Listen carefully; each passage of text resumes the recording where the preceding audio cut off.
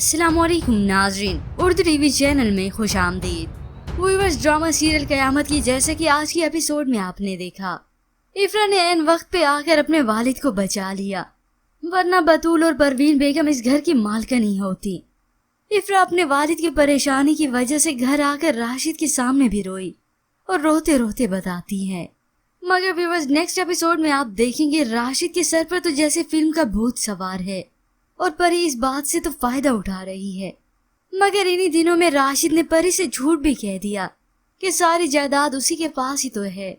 तभी तो परी की लालच मजीद ज्यादा हो गई।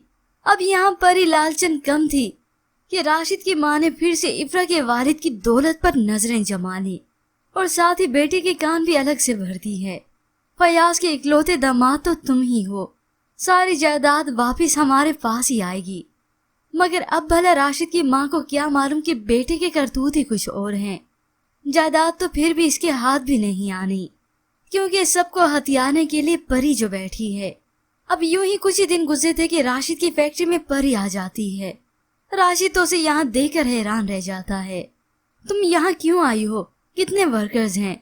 अगर अब्बा को बता देंगे तो उनका मीटर घूम जाएगा। तो परी अपना मुंह खोलती है, अब्बा जी का या फिर तुम्हारी दूसरी बेगम का। अब परी इनडायरेक्टली राशिद को इफ्रा के खिलाफ कर रही है ताकि एक बार फिर से वो अपनी बीवी से बदगुमान हो जाए। मगर इफ्रा तो उसके ये तौर तरीके अच्छे से देख रही है।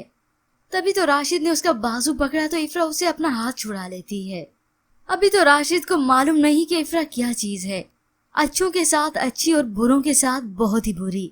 होप्स तो ये इफ्रा फिर से राशिद का दिमाग ठिकाने लगाएगी। मगर राशिद को भी इल्म नहीं कि अब उसकी जान को भी खतरा है। वो वादे और वो सब्ज बाग जो उसने परी को दिखाए, असल में तो वो खुद ही कंगला है। और तभी अख्तर के साथ परी मिलकर खूब अच्छे से उसे बताएगी भी। खैर, इसके मुतालिक व्यूअर्स आप क्या राय रखते हैं? मजीद ड्रामा प्रोमो के लिए आप देखते रहिए उर्दू टीवी।